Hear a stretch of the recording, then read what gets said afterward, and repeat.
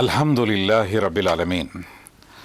ಅತ್ಯಂತ ಆದರಣೀಯರಾದ ನನ್ನೆಲ್ಲ ಹಿರಿಯರೇ ಮತ್ತು ಅತ್ಯಂತ ಪ್ರೀತಿಪಾತ್ರರಾದ ಕಿರಿಯರೇ, ನಾವು ಈಗ ಪ್ರವಾದಿ ಮುಹಮ್ಮದ್ ಸಲ್ಲಲ್ಲಾಹು ಅಲೈಹಿ ವಸಲ್ಲಂ ಅವರ ಜೀವನ ಮತ್ತು ಸಂದೇಶದ 36ನೇ ಸರಣಿಯಲ್ಲಿದ್ದೇವೆ.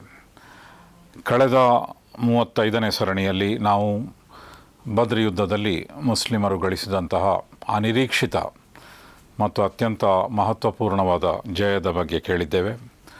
ಅದೇ ರೀತಿ ವಿಜಯದ ನಂತರ ಮುಸ್ಲಿಮರು ಯಾವ ರೀತಿ ಕೈದಿಗಳೊಂದಿಗೆ ವ್ಯವಹಾರ ಮಾಡಿದರು ಎಂಬುದು ಕೂಡ ಬಹಳ ಪ್ರಸ್ತಾವನೀಯವಾದ ಮತ್ತು ಜಗತ್ತಿನ ಮೇಲೆ ಅತ್ಯಂತ ಪ್ರಭಾವ ಬೀರಿದಂಥ ಒಂದು ವಿಷಯವಾಗಿದೆ. ಅದೇ ರೀತಿಯಲ್ಲಿ ಹಲವು ಗೋತ್ರಗಳು ಬದ್ರ್ ಯುದ್ಧದ ನಂತರ ಸಮೀಕರಣ ಬದಲಾದಾಗ ಮತ್ತು ಮುಸ್ಲಿಮರು ಪ್ರಬಲರಾಗಿದ್ದಾರೆ ಎಂದು ಗೊತ್ತಾದಾಗ ಮುಸ್ಲಿಮರಿಗೆ ಬೆಂಬಲ ಸೂಚಿಸಿದರು. ಈ ಮೂಲಕ ಮುಸ್ಲಿಮರ ವಿಸ್ತರಣೆಯಾಯಿತು, ಮುಸ್ಲಿಮರ ಪ್ರಾಬಲ್ಯ ಹೆಚ್ಚಿತು. ಮತ್ತು ಅದೇ ರೀತಿಯಲ್ಲಿ ಯುವಕರು ಬಹಳ ದೊಡ್ಡ ಪಾತ್ರವನ್ನು ಆ ಸಂದರ್ಭದಲ್ಲಿ ವಹಿಸಿದರು. ಮತ್ತು ಈಗಿನ ಕಾಲದ ಭಾಷೆಯಲ್ಲಿ ಹೇಳುವುದಾದರೆ ಜನ್ಝಿಯ ಪಾತ್ರ ಬಹಳ ಮಹತ್ವದ ಪಾತ್ರವಾಗಿತ್ತು. ಅಲಿ ರದಿಯಲ್ಲಾಹು ತಾಲಾ ಅನ್ಹುರಂತೆ ಅನೇಕ ಯುವಕರು ಬದ್ರ್ ಯುದ್ಧದಲ್ಲಿ ಪಾತ್ರವಹಿಸಿದ್ದರು ಮತ್ತು ಅವರೆಲ್ಲರೂ ಕೂಡ ಮಹತ್ವಪೂರ್ಣವಾದ ಕೊಡುಗೆಯನ್ನು ನೀಡಿದರು. ಮತ್ತು ಅದೇ ರೀತಿಯಲ್ಲಿ ಬದ್ರ್ ಯುದ್ಧದ ಜಯಕ್ಕೆ ಅತ್ಯಂತ ಮುಖ್ಯವಾದಂತಹ ಕಾರಣ ದೇವನ ಸಹಾಯವಾಗಿತ್ತು. ಅದೇ ರೀತಿಯಲ್ಲಿ ಇತರ ಕಾರಣಗಳನ್ನು ನೋಡುವುದಾದರೆ ಪ್ರವಾದಿ ಮುಹಮ್ಮದ್ ಸಲ್ಲಲ್ಲಾಹು ಅಲೈಹಿ ವಸಲ್ಲಮರ ನಾಯಕತ್ವ, ಅದೇ ರೀತಿಯಲ್ಲಿ 313 ಮಂದಿ ಇದ್ದರೂ ಕೂಡ ರಣಾಂಗಣಕ್ಕೆ ಬಂದಂತಹ ಅವರ ಒಂದು ಅರ್ಪಣಾ ಮನೋಭಾವ, ಅದೇ ರೀತಿಯಲ್ಲಿ ಯುಕ್ತಿ ಮತ್ತು ಅವರು ನಡೆಸಿದಂತಹ ಬೇಹುಗಾರಿಕೆ ಸಿದ್ಧತೆ, ಅದೆಷ್ಟೇ ಕನಿಷ್ಠ ಸಿದ್ಧತೆಯಾಗಿದ್ದರೂ ಕೂಡ ಬಹಳ ಯಶಸ್ವಿಯಾದಂತಹ ಬಹಳ ಮಹತ್ವಪೂರ್ಣವಾದಂತಹ ಸಿದ್ಧತೆಗಳನ್ನು ಅವರು ನಡೆಸಿದರು. ಈ ಎಲ್ಲವೂ ಕೂಡ ಬದ್ರ್ ಯುದ್ಧದ ಒಂದು ವಿಜಯಕ್ಕೆ ಕಾರಣ ಆಯಿತು. ಹೀಗೆ ಬದ್ರ್ ಯುದ್ಧದ ಅಂತ್ಯದ ನಂತರ ಜನರು ಮಕ್ಕಾದ ಕಡೆಗೆ ಹೋದರು. ಸೋತಂತಹ ಮಕ್ಕಾದ ಸೇನೆ ಮಕ್ಕಾದ ಕಡೆಗೆ ಹೋದರು ಮತ್ತು ಮಕ್ಕಾದಲ್ಲಿ ಎಲ್ಲ ಕಡೆಯಲ್ಲಿಯೂ ಕೂಡ ಶೋಕ ವ್ಯಾಪಕವಾಯಿತು. ಅವರು ಹಿಂದೆಂದೂ ಬಯಸಿರಲಿಲ್ಲ, ಅವರು ಎಂದೂ ಭಾವಿಸಿರಲಿಲ್ಲ ಈ ಬದ್ರ್ ಯುದ್ಧದಲ್ಲಿ ಕುರೈಶರಿಗೆ ಮತ್ತು ಮಕ್ಕಾದ ಜನರಿಗೆ ಇಷ್ಟು ದೊಡ್ಡ ಸೋಲಾಗುತ್ತದೆ ಎಂದೂ ಅವರು ನಿರೀಕ್ಷೆ ಮಾಡಿರಲಿಲ್ಲ. ಅನಿರೀಕ್ಷಿತವಾಗಿ ಅವರಿಗೆ ದೊಡ್ಡ ಸೋಲಾಯಿತು ಮತ್ತು ಆ ಸೋಲು ಸಹಿಸಲು ಸಾಧ್ಯವಾಗದಂತಹ ಸೋಲಾಗಿತ್ತು ಅವರ ಪಾಲಿಗೆ. ಆದ್ದರಿಂದ ಶೋಕ ಎಲ್ಲೆಡೆ ವ್ಯಾಪಿಸಿತು. ಮತ್ತು ಆಗ ಆತಿಕಾ ಬಿನ್ ಅಬ್ದುಲ್ ಮುತ್ತಲಿಬ್ ಹಿಂದೆ ಕಂಡಂತಹ ಕನಸು ಅದು ನಿಜಗನಸು ಎಂದು ಎಲ್ಲರಿಗೂ ಕೂಡ ಮನವರಿಕೆಯಾಯಿತು. ಅವರು ಕನಸಿನಲ್ಲಿ ಕಂಡಿದ್ದರು, ಒಬ್ಬ ವ್ಯಕ್ತಿ ಬಂದು ಪರ್ವತದ ಮೇಲಿನಿಂದ ಕಲ್ಲುಗಳನ್ನು ಉರುಳಿಸುತ್ತಾನೆ ಮತ್ತು ಆ ಕಲ್ಲುಗಳು ಮಕ್ಕಾದ ಪ್ರತಿಯೊಬ್ಬರ ಮನೆಯ ಮೇಲೆ ಬೀಳುತ್ತದೆ ಮತ್ತು ಎಲ್ಲ ಮನೆಗಳು ಕೂಡ ಧ್ವಂಸಗೊಳ್ಳುತ್ತದೆ. ಅವರ ಈ ಕನಸಿನಂತೆ ಪ್ರತಿಯೊಂದು ಮನೆಯಲ್ಲಿಯೂ ಕೂಡ ಒಬ್ಬನಲ್ಲದಿದ್ದರೆ ಮತ್ತೊಬ್ಬ ಹತನಾಗಿದ್ದ ಮತ್ತು ಪ್ರತಿಯೊಂದು ಮನೆಗೂ ಕೂಡ ನಾಶ ನಷ್ಟಗಳ ಒಂದು ಏಟು ತಟ್ಟಿತ್ತು. ಆ ಮೂಲಕ ಎಲ್ಲರೂ ಕೂಡ ಒಂದು ರೀತಿಯಲ್ಲಿ ಶೋಕತಪ್ತರಾಗಿದ್ದರು. ಮತ್ತು ಆ ತನಕ ಕುರೈಶರು ನಾವೇ ಮೇಲು ಎಂದು ಭಾವಿಸಿದ್ದರು. ಅವರ ಮೇಲ್ಮೆ ಸ್ಥಾಪಿಸಲ್ಪಟ್ಟಿತು. ಈ ಬದ್ರ್ ಯುದ್ಧದ ನಂತರ ಅವರ ಮೇಲ್ಮೆ ನೆಲಕಚ್ಚಿತು ಮತ್ತು ಅವರಿಗೆ ಮದೀನಾದ ಸಣ್ಣ ಮುಸ್ಲಿಂ ಸೇನೆಯ ವಿರುದ್ಧ ಜಯಗಳಿಸಲು ಸಾಧ್ಯವಾಗಿಲ್ಲ ಎಂಬಂತಹ ಒಂದು ಹೀನಾಯ ಸೋಲು ಅದು ಅವರ ಮೇಲೆ ಅತ್ಯಂತ ದೊಡ್ಡ ಪ್ರಭಾವವನ್ನು ಬೀರಿತು. ಹೀಗೆ ಮುಸ್ಲಿಮರು ಜಯಗಳಿಸಿದರು ಎಂದು ತಿಳಿದಾಗ ಮಕ್ಕಾದಿಂದಲೂ ಕೆಲವು ಗೋತ್ರಗಳು ಮುಸ್ಲಿಮರಿಗೆ ಬೆಂಬಲ ಸೂಚಿಸಿದರು ಮತ್ತು ಕುರೈಶ್ರೊಂದಿಗೆ ಅವರಿಗೆ ಜೊತೆಗಿದ್ದಂತಹ ಸಹಯೋಗದಿಂದ ಅವರು ಹಿಂದೆ ಸರಿದರು. ಮತ್ತು ಆ ಸಂದರ್ಭದಲ್ಲಿ ಯುದ್ಧದಲ್ಲಿ ಭಾಗವಹಿಸಿದಂತಹ 2 ಮಹಾನ್ ವ್ಯಕ್ತಿಗಳು ಅಂತ ಹೇಳಿದರೆ, ಮಕ್ಕಾದ ಮಹಾನ್ ವ್ಯಕ್ತಿಗಳು ಅಂತ ಹೇಳಿದರೆ, ಒಬ್ಬರು ಅಬೂ ಲಹಬ್, ಮತ್ತೊಂದು ಅಬೂ ಸುಫಿಯಾನ್ ವ್ಯಾಪಾರಿ ಮಾರ್ಗದಲ್ಲಿ ಹೋಗಿದ್ದರಿಂದ ಆಗಷ್ಟೇ ಅವರು ಮಕ್ಕಕ್ಕೆ ಬಂದು ತಲುಪಿದ್ದರು. ಮತ್ತು ಅಬೂ ಲಹಬ್ ತನ್ನ ಪರವಾಗಿ ಬೇರೊಬ್ಬರನ್ನು ಹಣ ಕೊಟ್ಟು ಕಳುಹಿಸಿದ್ದನು ಮತ್ತು ಅವರು ಸ್ವತಃ ಯುದ್ಧದಲ್ಲಿ ಭಾಗವಹಿಸಲಿಲ್ಲ. ಆದರೆ ಯುದ್ಧದ ನಂತರ ಅವರು ಸಮಾಲೋಚನೆಗಾಗಿ ಒಂದೆಡೆ ಸೇರಿದರು. ಅಬೂ ಲಹಬ್ ಮತ್ತು ಅಬೂ ಸುಫಿಯಾನ್ ಆಗ ಬಾಕಿ ಉಳಿದಂತಹ ಇಬ್ಬರೇ ದೊಡ್ಡ ನಾಯಕರಾಗಿದ್ದರು. ಆ ಇಬ್ಬರು ನಾಯಕರು ಅಬ್ಬಾಸ್ ರದಿಯಲ್ಲಾಹು ತಾಲಾ ಅನ್ಹುರವರ ಮನೆಯಲ್ಲಿ ಸಮಾಲೋಚನೆಗೆ ಸೇರಿದರು. ಅಬ್ಬಾಸ್ ರದಿಯಲ್ಲಾಹು ತಾಲಾ ಅನ್ಹು ಆಗ ಇಸ್ಲಾಂ ಸ್ವೀಕಾರ ಮಾಡಿರಲಿಲ್ಲ, ಮನಸ್ಸಿನಲ್ಲಿ ಮುಸ್ಲಿಮರಾಗಿದ್ದರವರು. ಮತ್ತು ಹಿಜ್ರತ್ನ ಸಂದರ್ಭದಲ್ಲಿಯೂ ಕೂಡ ಸಭೆ ನಡೆದಾಗ ಅದರಲ್ಲಿ ಒಬ್ಬ ಕುರೈಶ್ನ ನೇತಾರನಾಗಿ ಅಬ್ಬಾಸ್ ರದಿಯಲ್ಲಾಹು ತಾಲಾನು ಭಾಗವಹಿಸಿದ್ದರು. ಆದರೆ ಇನ್ನೂ ಇಸ್ಲಾಂ ಸ್ವೀಕಾರ ಮಾಡಿರಲಿಲ್ಲ. ಆದ್ದರಿಂದ ಅವರು ಕುರೇಶರಲ್ಲಿ ಮತ್ತು ಕುರೇಶರ ಗಣ್ಯರಲ್ಲಿ ಮತ್ತು ಮಕ್ಕಾದ ಬಹುದೇವ ವಿಶ್ವಾಸಿಗಳ ಗಣ್ಯರಲ್ಲಿ ಗಣಿಸಲ್ಪಡುತ್ತಿದ್ದರು. ಆದರೆ ಅವರು ಯುದ್ಧಕ್ಕೆ ಹೋಗಿದ್ದರು ಮತ್ತು ಯುದ್ಧದಲ್ಲಿ ಸೆರೆ ಹಿಡಿಯಲ್ಪಟ್ಟಿದ್ದರು. ಮತ್ತು ಅವರು ಸೆರೆ ಹಿಡಿಯಲ್ಪಟ್ಟು ಅವರನ್ನು ಎಲ್ಲರನ್ನು ಕಟ್ಟುವಂತೆ ಅವರಲ್ಲಿಯೂ ಕೂಡ ಹಗ್ಗದನ್ನು ಕಟ್ಟಿ ಅವರನ್ನು ಒಬ್ಬ ಸೆರೆವಾಸಿಯನ್ನಾಗಿ ಮದೀನಾಕ್ಕೆ ಕೊಂಡೊಯ್ಯಲಾಗಿತ್ತು. ಇನ್ನೊಂದು ಕಡೆ ಅವರ ಮನೆಯಲ್ಲೇ ಅಬು ಸುಫಿಯಾನ್ ಮತ್ತು ಅಬು ಲಹಬ್ ಸೇರಿದರು ಮತ್ತು ಈ ನಿರ್ಣಾಯಕವಾದಂತಹ ಯುದ್ಧ ಮತ್ತು ಮುಸ್ಲಿಮೇತರರಿಗೆ ಆದಂತಹ ದೊಡ್ಡ ಪರಾಜಯ ಇದರ ಬಗ್ಗೆ ಅವರು ಚರ್ಚೆ ನಡೆಸಿದರು. ಈ ಚರ್ಚೆ ನಡೆಸಿದ ನಂತರ ಅಬೂ ಲಹಬ್ಗೆ ಅತೀವವಾದಂತಹ ಒಂದು ಯಾತನೆಯಾಯಿತು. ಅವನು ಒಂದು ರೀತಿಯಲ್ಲಿ ಖಿನ್ನತೆಗೆ ಒಳಗಾದನು ಮತ್ತು ಆ ಖಿನ್ನತೆಯಲ್ಲೇ ಮನೆಯಲ್ಲಿ ಸೇರಿಕೊಂಡಾಗ ಅವನಿಗೆ ರೋಗವೂ ಕೂಡ ಬಾಧಿಸಿತು. ಅದೊಂದು ರೀತಿಯ ಸೋಂಕು ತಗಲುವಂತಹ ಹರಡುವಂತಹ ಚರ್ಮ ರೋಗವಾಗಿತ್ತು. ಆದ್ದರಿಂದ ಅಬೂ ಲಹಬ್ನನ್ನು ಎಲ್ಲರೂ ಬಿಟ್ಟು ಹೋದರು. ಅವನ ಮನೆಯವರೆಲ್ಲರೂ ಬಿಟ್ಟು ಹೋಗಿ ಅವನು ಏಕಾಂಗಿಯಾದನು ಮತ್ತು ಅವನು ನಿಧನ ಹೊಂದಿದನೋ ಇಲ್ಲವೋ ಎಂಬ ಬಗ್ಗೆಯೂ ಕೂಡ ಸಂಶಯ ಇತ್ತು. ಆದ್ದರಿಂದ ನಿಧನದ ತಕ್ಷಣ ದಫನ ಮಾಡಲು ಯಾರೂ ಇರಲಿಲ್ಲ. ಕೆಲವು ಕಾಲಗಳ ನಂತರ ಕೋಲಿನಿಂದ ಚುಚ್ಚಿ ಅವರನ್ನು ದಫನ ಮಾಡಲಾಗುತ್ತದೆ ಎಂದು ಚರಿತ್ರೆ ಹೇಳುತ್ತದೆ. ಇಲ್ಲಿ ಮತ್ತೊಂದು ಭವಿಷ್ಯ ನುಡಿ ಕೂಡ ಸತ್ಯವಾಯಿತು. ಮಕ್ಕಾದಲ್ಲೇ ಅವತೀರ್ಣವಾದಂತಹ ಒಂದು ಸೂಕ್ತ ಅಂತ ಹೇಳಿದರೆ ಅಬೂ ಲಹಬ್ನ ಬಗ್ಗೆ ಪ್ರಸ್ತಾಪ ಇರುವಂತಹ ಒಂದು ಸೂಕ್ತ. ಅದರಲ್ಲಿ ಹೇಳಲಾಗಿದೆ, ತಬ್ಬತ್ ಯದಾ ಅಬಿ ಲಹಬ್ಯಂ ವತಬ್ ಮಾ ಅಗ್ನಾ ಅನ್ಹು ಮಾಲುಹು ವಮಾ ಕಸಬ್.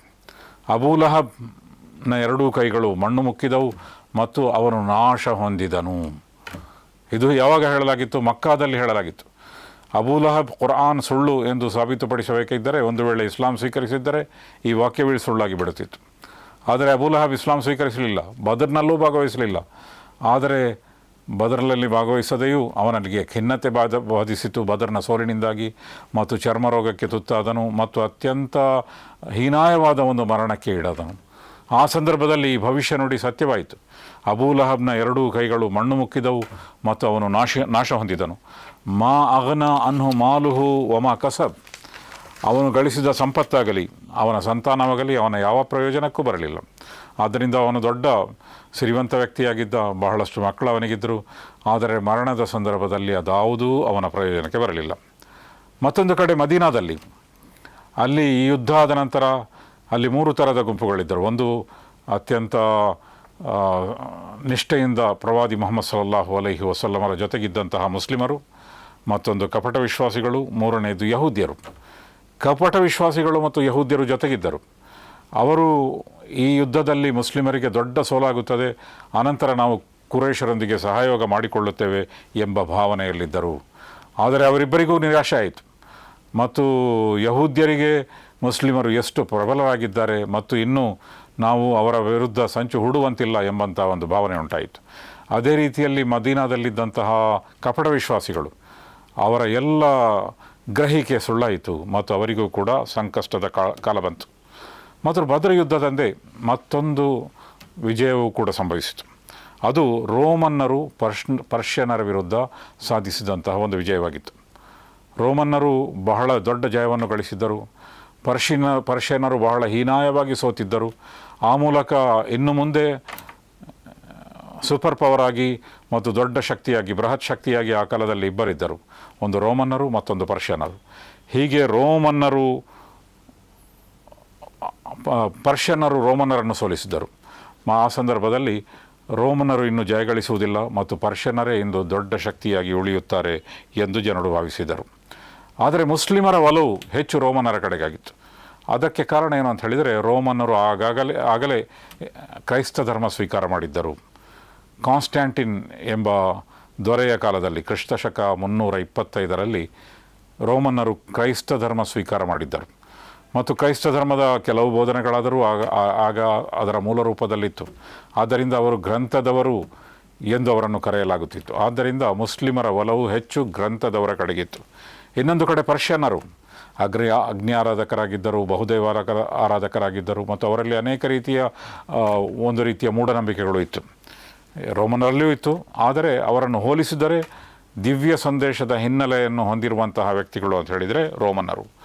ಆದರೆ ಪರ್ಷಿಯನ್ನರು ಜಯಗಳಿಸಿದ್ದರು ಮತ್ತು ರೋಮನ್ನರು ಪರಾಭವ ಹೊಂದಿದ್ದರು. ಮತ್ತು ರೋಮನರು ಇನ್ನೂ ಹತ್ತಿರದ ಒಂದು ಕಾಲದಲ್ಲಿ ಜಯಗಳಿಸಲಿಕ್ಕೆ ಸಾಧ್ಯವೇ ಇಲ್ಲ ಎಂಬಂತಹ ಒಂದು ಭಾವನೆ ಇತ್ತು. ಅಂತಹ ಸಂದರ್ಭದಲ್ಲಿ ಪವಿತ್ರ ಕುರ್ಆನ್ನ ಒಂದು ವಾಣಿಯಲ್ಲಿ ಒಂದು ಭವಿಷ್ಯವನ್ನು ನುಡಿಯಲಾಗಿತ್ತು. ಸೂರತುನ್ ರೂಮ್ ಅದು 30ನೇ ಅಧ್ಯಾಯ. ಅದರಲ್ಲಿ ಏನು ಹೇಳಲಾಗಿದೆ ಅಂತ ಹೇಳಿದರೆ, ಅಲಿಫ್ ಲಾಮ್ ಮೀಮ್ ಗುಲಿಬತರ್ ರೂಮ್, ರೋಮನ್ನರು ಪರಾಭವಗೊಂಡರು, ಪರಾಧೀನತೆಗೆ ಒಳಗಾದರು. ಫಿ ಅದನಲ್ ಅರ್ದ್, ಹತ್ತಿರದ ಭೂಮಿಯಲ್ಲಿ. ಅದು ಬಹಳ ದೂರ. ರೋಮ್ ಅಂತ ಹೇಳಿದರೆ ಅರಬ್ ಜಗತ್ತಿನಿಂದ ಬಹಳ ದೂರವಾದಂತಹ ಒಂದು ಜಗತ್ತೇನೂ ಅಲ್ಲ, ಹತ್ತಿರವೇ ಇರುವಂತಹ ಒಂದು ಜಗತ್ತು. ಆದ್ದರಿಂದ ಹತ್ತಿರದ ಒಂದು ಭೂಮಿಯಲ್ಲಿ ರೋಮನ್ನರು ಪರಾಭವಗೊಂಡರು. ವಹುಮ್ ಮಿನ್ ಬಾದಿ ಗಲಬಿಹಿಂ ಸಯಗ್ಲಿಬೂನ್, ಮತ್ತು ಅವರು ಪರಾಭವಗೊಂಡ ನಂತರ ಮತ್ತೊಮ್ಮೆ ಜಯವನ್ನು ಹೊಂದುವರು ಎಂದು ಪವಿತ್ರ ಕುರ್ಆನ್ ಭವಿಷ್ಯ ನುಡಿಯಿತು. ಅಂದರೆ ರೋಮನ್ನರು ಪರ್ಷಿಯನ್ನರ ಮೂಲಕ ಪರಾಭವಗೊಂಡರು, ಆದರೆ ಅವರು ಮತ್ತೊಮ್ಮೆ ಜಯಗಳಿಸಲಿದ್ದಾರೆ ಎಂಬ ಒಂದು ಭವಿಷ್ಯವನ್ನು ನುಡಿಯಲಾಗಿತ್ತು. ಈ ಭವಿಷ್ಯ ಹತ್ತಿರದ ಕಾಲದಲ್ಲಿ ಸತ್ಯವಾಗಲಿಲ್ಲ ಮತ್ತು ಯಾರೂ ಭಾವಿಸಿರಲಿಲ್ಲ ಇದೊಂದು ದಿನ ಸಂಭವಿಸಲಿಕ್ಕಿದೆ. ಯಾಕೆಂತ ಹೇಳಿದರೆ ಪರ್ಷಿಯನ್ನರು ಅಷ್ಟು ಪ್ರಬಲರಾಗಿ ಮುನ್ನುಗ್ಗುತ್ತಿದ್ದರು ಮತ್ತು ರೋಮನ್ನರು ಹಲವು ವಿಧದಲ್ಲಿ ಬಹಳ ಕುಗ್ಗಿ ಹೋಗಿದ್ದರು. ಮತ್ತು ಮುಂದುವರಿಯುತ್ತಾ ವಾಣಿಯನ್ನು ಹೇಳುತ್ತದೆ ಅಂತ ಹೇಳಿದರೆ, ಫಿ ಬಿದ್ಇ ಸಿನೀನ್, ಕೆಲವು ಕಾಲದಲ್ಲಿ ಇದು ಸಂಭವಿಸಲಿಕ್ಕಿದೆ, ಕೆಲವು ವರ್ಷಗಳಲ್ಲಿ ಇದು ಸಂಭವಿಸಲಿಕ್ಕಿದೆ. ರೋಮನ್ನರು ಮತ್ತೆ ಜಯಗಳಿಸಲಿಕ್ಕಿದ್ದಾರೆ. ಲಿಲ್ಲಾಹಿಲ್ ಅಮ್ರು ಮಿನ್ ಕಬ್ಲು ವ ಮಿನ್ ಬಾದ್, ಇದಕ್ಕೆ ಹಿಂದೆಯೂ ಮತ್ತು ಇದರ ನಂತರವೂ ಯಾವಾಗಲೂ ಕೂಡ ಆಜ್ಞೆ ಮತ್ತು ವಿಷಯಗಳು ಅದು ಅಲ್ಲಾಹನಿಗೆ ಅಧೀನವಾಗಿರುತ್ತದೆ.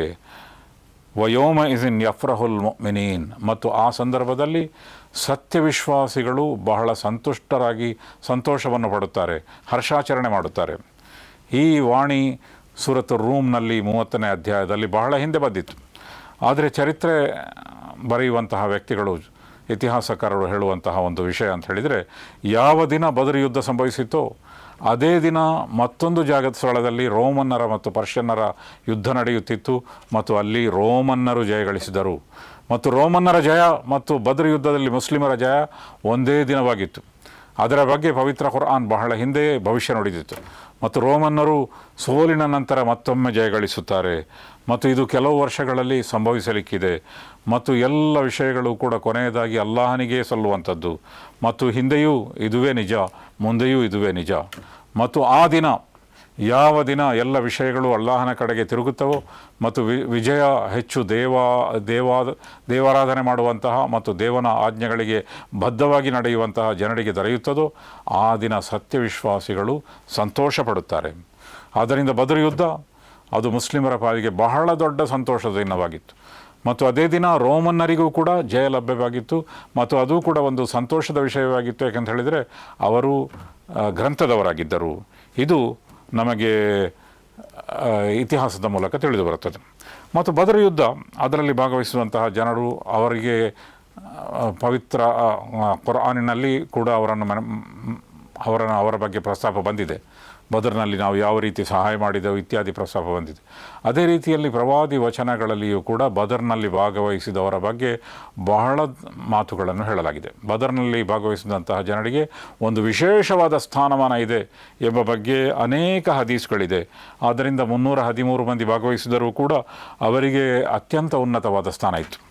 ಮತ್ತು ಬದರ್ನಲ್ಲಿ ಭಾಗವಹಿಸಿದಂತಹ ಒಂದು ಸ್ಥಾನ ಕೊಟ್ಟಂತಹ ಮತ್ತೊಬ್ಬ ವ್ಯಕ್ತಿ ಅಂತ ಹೇಳಿದರೆ ಉಸ್ಮಾನ್ ಬಿನ್ ಅಫ್ಫಾನ್ ರದಿಯಲ್ಲಾಹು ತಆಲಾ, ಪ್ರವಾದಿ ಮುಹಮ್ಮದ್ ಸಲ್ಲಲ್ಲಾಹು ಅಲೈಹಿ ವಸಲ್ಲಮರ ಅಳಿಯ ಮತ್ತು ಹತ್ತಿರದ ಸ್ನೇಹಿತ ಆಗಿದ್ದಂತಹ ಉಸ್ಮಾನ್ ಬಿನ್ ಅಫ್ಫಾನ್ ರದಿಯಲ್ಲಾಹು ತಆಲಾ ಅನ್ಹುರವರು ಬದರ್ನಲ್ಲಿ ಭಾಗವಹಿಸಿರಲಿಲ್ಲ. ಅದಕ್ಕೆ ಕಾರಣ ಅವರ ಪತ್ನಿ ಮತ್ತು ಪ್ರವಾದಿ ಮುಹಮ್ಮದ್ ಸಲ್ಲಲ್ಲಾಹು ಅಲೈಹಿ ವಸಲ್ಲಮರ ಮಗಳು ರುಕಿಯಾ ರದಿಯಲ್ಲಾಹು ತಆಲಾ ಅನ್ಹಾ ತೀವ್ರವಾಗಿ ರೋಗಕ್ಕೆ ಒಳಗಾಗಿದ್ದರು. ಮತ್ತು ಒಂದು ಕಡೆ ಜನರು ಬದರ್ಗೆ ಹೊರಡುತ್ತಿದ್ದರು ಮತ್ತು ಹೀಗೆ ತೀವ್ರವಾಗಿ ರೋಗಗ್ರಸ್ತರಾಗಿ ರುಗುಣಶೈಲಿರುವಂಥ ಒಂದು ವಿಷಯ ತಿಳಿದಾಗ ಪ್ರವಾದಿ ಮುಹಮ್ಮದ್ ಸಲ್ಲಲ್ಲಾಹು ಅಲೈಹಿ ವಸಲ್ಲಂ ಉಸ್ಮಾನ್ ಬಿನ್ ಅಫ್ಫಾನ್ರನ್ನು ಬದರ್ನಲ್ಲಿ ಭಾಗವಹಿಸದಂತೆ ಮತ್ತು ರುಕಿಯಾ ರದಿಯಲ್ಲಾಹು ತಆಲಾ ಅನ್ಹುರವರ ಬಗ್ಗೆ ಅವರ ಶುಶ್ರೂಷೆ ಮಾಡುವಂತೆ ಹೇಳಿದರು. ಆದರೆ ಬದರ್ನಿಂದ ಬರುವಾಗ ಪ್ರವಾದಿ ಮುಹಮ್ಮದ್ ಸಲ್ಲಲ್ಲಾಹು ಅಲೈಹಿ ವಸಲ್ಲಮರಿಗೆ ಒಂದು ಹೊಸ ಶುದ್ಧಿಯೊಂದಿಗೆ ಬಂದಿದ್ದರು. ದೊಡ್ಡ ವಿಜಯ ಲಭ್ಯವಾಗಿತ್ತು. ಆದರೆ ಮದೀನಾಕ್ಕೆ ಬಂದು ತಲುಪಿದಾಗ ಅವರ ಮಗಳು ರುಕಿಯಾ ರದಿಯಲ್ಲಾಹು ತಆಲಾ ಅನ್ಹಾರವರು ನಿಧನರಾಗಿದ್ದರು ಮತ್ತು ಆಗಲೇ ಅವರನ್ನು ದಫನ ಮಾಡಲಾಗಿತ್ತು. ಇದು ದುಃಖದ ಸಂದರ್ಭದಲ್ಲಿ ಬಂದಂತಹ ಒಂದು ಅತ್ಯಂತ ಶೋಕತಪ್ತವಾದಂತಹ ಒಂದು ವಿಚಾರ. ಆ ಸಂದರ್ಭದಲ್ಲಿ ಅನಂತರ ಉಸ್ಮಾನ್ ರದಿಯಲ್ಲಾಹು ತಆಲಾ ಅನ್ಹುರವರ ವಿವಾಹ ಪ್ರವಾದಿ ಮುಹಮ್ಮದ್ ಸಲ್ಲಮರ ಮತ್ತೊಂದು ಮಗಳಾದಂತಹ ಉಮ್ಮು ಕುಲ್ಸೂಮ್ ರದಿಯಲ್ಲಾಹು ತಆಲಾ ಅನ್ಹಾರವರೊಂದಿಗೆ ನಡೆಯಿತು. ಆದ್ದರಿಂದಲೇ ಉಸ್ಮಾನ್ ರದಿಯಲ್ಲಾಹು ತಆಲಾ ಅನ್ಹುರವರಿಗೆ ಒಂದು ಬಿರುದು ಇದೆ. ಅದೇನಂತ ಹೇಳಿದರೆ ಝುನ್ನೂರೇನ್ ಅಂತ ಹೇಳಿದರೆ ಪ್ರವಾದಿ ಮುಹಮ್ಮದ್ ಸಲ್ಲಲ್ಲಾಹು ಅಲೈಹಿ ವಸಲ್ಲಮರ 2 ಹೆಣ್ಮಕ್ಕಳನ್ನು ವಿವಾಹವಾದಂತಹ ಒಂದು ಕೀರ್ತಿ ಅದು ಉಸ್ಮಾನ್ ಬಿನ್ ಅಫ್ಫಾನ್ ರದಿಯಲ್ಲಾಹು ತಆಲಾ ಅನ್ಹುರವರಿಗೆ ಸಲ್ಲುತ್ತದೆ. ಆದರೆ ಅವರು ಯುದ್ಧದಲ್ಲಿ ಬಯಸಿದ್ದರು. ಉಸ್ಮಾನ್ ರದಿಯಲ್ಲಾಹು ತಆಲಾ ಭಾಗವಹಿಸಲು ಅನಿವಾರ್ಯ ಕಾರಣಗಳಿಂದ ಸಾಧ್ಯವಾಗಲಿಲ್ಲ. ಆದ್ದರಿಂದ ಅವರನ್ನು ಬದರ್ನಲ್ಲಿ ಭಾಗವಹಿಸಿದ ವ್ಯಕ್ತಿಗಳ ಪೈಕಿಯೇ ಗಣಿಸಲಾಗುತ್ತದೆ. 313 ಮಂದಿಯೊಂದಿಗೆ ಮತ್ತೊಬ್ಬರು ವ್ಯಕ್ತಿ, ಅವರು 314ನೇ ವ್ಯಕ್ತಿ. ಅವರು ಪ್ರವಾದಿ ಮುಹಮ್ಮದ್ ಸಲ್ಲಲ್ಲಾಹು ಅಲೈಹಿ ವಸಲ್ಲಮರ ಅತ್ಯಂತ ಆಪ್ತರಾಗಿದ್ದಂತಹ ಉಸ್ಮಾನ್ ಬಿನ್ ಅಫ್ಫಾನ್ ರದಿಯಲ್ಲಾಹು ತಆಲಾ ಮತ್ತು ಅವರಿಗೆ ಬದರ್ನಲ್ಲಿ ಭಾಗವಹಿಸಿದವರಿಗೆ ಕೊಡುವಂತಹ ಎಲ್ಲ ಮಹತ್ವವನ್ನು ಕೊಡಲಾಯಿತು. ಅದೇ ರೀತಿಯಲ್ಲಿ ಬದರ್ನಲ್ಲಿ ಬಂದಂತಹ ಸಮರಾರ್ಜಿತ ಸ್ವತ್ತಿನಲ್ಲಿ ಪಾಲನ್ನು ಕೊಡಲಾಯಿತು ಮತ್ತು ಅವರನ್ನು ಬದರ್ನಲ್ಲಿ ಭಾಗವಹಿಸುವಂತಹ ವ್ಯಕ್ತಿಗಳ ಜೊತೆಗೇ ಗಣಿಸಲಾಗುತ್ತದೆ. ಅದೇ ರೀತಿಯಲ್ಲಿ ಮತ್ತೊಂದು ಕಡೆ ಮದೀನಾದಲ್ಲಿ ಪ್ರವಾದಿ ಮುಹಮ್ಮದ್ ಸಲ್ಲಲ್ಲಾಹು ಅಲೈಹಿ ವಸಲ್ಲಮರ ಚಿಕ್ಕಪ್ಪ ಅಬ್ಬಾಸ್ ರದಿಯಲ್ಲಾಹು ತಆಲಾ ಅವರು ಸೆರೆ ಹಿಡಿಯಲ್ಪಟ್ಟಿದ್ದರು. ಎಲ್ಲರ ಕೈಕಾಲುಗಳನ್ನು ಹಗ್ಗದಿಂದ ಕಟ್ಟಲಾಗಿತ್ತು. ಆದ್ದರಿಂದ ಯಾಕೆಂತ ಹೇಳಿದರೆ ಅವರು ಸೆರೆವಾಸಿಗಳು. ಅಬ್ಬಾಸ್ ರದಿಯಲ್ಲಾಹು ತಆಲಾ ಕೂಡ ಸಂಕಟ ಪಡುತ್ತಿದ್ದರು. ನನ್ನ ಕಾಲನ್ನು ಬಹಳ ಅತ್ಯಂತ ಬಿಗಿಯಾಗಿ ಕಟ್ಟಲಾಗಿದೆ. ಆಗ ಪ್ರವಾದಿ ಮುಹಮ್ಮದ್ ಸಲ್ಲಲ್ಲಾಹು ಅಲೈಹಿ ವಸಲ್ಲಮರಿಗೆ ಕರುಣೆ ಬಂತು. ಚಿಕ್ಕಪ್ಪನನ್ನೂ ಕಟ್ಟಲಾಗಿದೆ, ಆದರೆ ಅವರು ನ್ಯಾಯ ಪಾಲಿಸಿದರು ಮತ್ತು ಹೇಳಿದರು ಎಲ್ಲರ ಹಗ್ಗವನ್ನು ಕೂಡ ಸಡಿಲುಗೊಳಿಸಿ, ಅದೇ ರೀತಿಯಲ್ಲಿ ಅಬ್ಬಾಸ್ ರದಿಯಲ್ಲಾಹು ತಆಲಾ ಅನ್ಹುರವರ ಹಗ್ಗವನ್ನು ಕೂಡ ಸಡಿಲುಗೊಳಿಸಿ ಎಂದು ಹೇಳಿದರು. ಹೀಗೆ ಎಲ್ಲರ ಹಗ್ಗಗಳನ್ನು ಕೂಡ ಸಡಿಲುಗೊಳಿಸಲಾಯಿತು. ಅಬ್ಬಾಸ್ ರದಿಯಲ್ಲಾಹು ತಆಲಾ ಚಿಕ್ಕಪ್ಪನಾಗಿದ್ದರೂ ಕೂಡ ಎಲ್ಲ ಕೈದಿಗಳನ್ನು ಯಾವ ರೀತಿ ಅವರೊಂದಿಗೆ ವ್ಯವಹರಿಸಲಾಯಿತೋ ಅದೇ ರೀತಿಯಲ್ಲಿ ವ್ಯವಹರಿಸಲಾಯಿತು, ನ್ಯಾಯವನ್ನು ಪಾಲಿಸಲಾಯಿತು. ಮತ್ತು ಅಬ್ಬಾಸ್ ರದಿಯಲ್ಲಾಹು ತಆಲಾ ಅನ್ಹುರವರು ಕೂಡ ದಂಡ ತೆತ್ತು ತಮ್ಮ ಬಿಡುಗಡೆಯನ್ನು ಪಡೆಯಬೇಕಾಯಿತು. ಅನೇಕರು ದಂಡ ತೆತ್ತು ತಮ್ಮ ಬಿಡುಗಡೆಯನ್ನು ಪಡೆದುಕೊಂಡರು. ಅದೇ ರೀತಿಯಲ್ಲಿ ಅಬ್ಬಾಸ್ ರದಿಯಲ್ಲಾಹು ತಆಲಾ ಅವರ ಪರವಾಗಿಯೂ ಕೂಡ ದಂಡ ತೆರಬೇಕಾಯಿತು. ದಂಡ ತೆತ್ತ ನಂತರ ಅವರು ಇಸ್ಲಾಂ ಸ್ವೀಕಾರ ಮಾಡಿದರು ಮತ್ತು ಅನಂತರ ಮುಸ್ಲಿಂ ಸಮಾಜದಲ್ಲಿ ಒಬ್ಬ ದೊಡ್ಡ ವ್ಯಕ್ತಿಯಾಗಿ ಅವರು ಮಾರ್ಪಟ್ಟರು. ಹೀಗೆ ಬದ್ರ್ನ ನಂತರದ ಮಕ್ಕಾದ ವಿದ್ಯಮಾನಗಳು ಮತ್ತು ಮದೀನಾದ ವಿದ್ಯಮಾನಗಳ ಒಂದು ಅಂಶವನ್ನು ನಾವು ಈ ಸಂದರ್ಭದಲ್ಲಿ ಕೇಳಿದ್ದೇವೆ. ಮುಂದಿನ ಶೀರ್ಷಿಕೆಯಲ್ಲಿ ಮತ್ತಷ್ಟು ಬದ್ರ್ನ ನಂತರ ಆದಂತಹ ಸನ್ನಿವೇಶಗಳು, ಅದರ ಬಗ್ಗೆ ನಾವು ಕೇಳೋಣ. ಆನಂತರ ಪರಿಸ್ಥಿತಿ ಹೇಗೆ ಬದಲಾಯಿತು, ಹೊಸ ವಿದ್ಯಮಾನಗಳು ಹೇಗೆ ಹುಟ್ಟಿಕೊಂಡವು ಎಂಬುದನ್ನು ನಾವು ಮುಂದಿನ ಶೀರ್ಷಿಕೆಯಲ್ಲಿ ಮತ್ತಷ್ಟು ತಿಳಿಯಲು ಪ್ರಯತ್ನಿಸೋಣ. ಸರ್ವಸ್ತುತಿ ಸರ್ವಲೋಕದ ಒಡೆಯನಿಗೆ ಮೀಸಲು.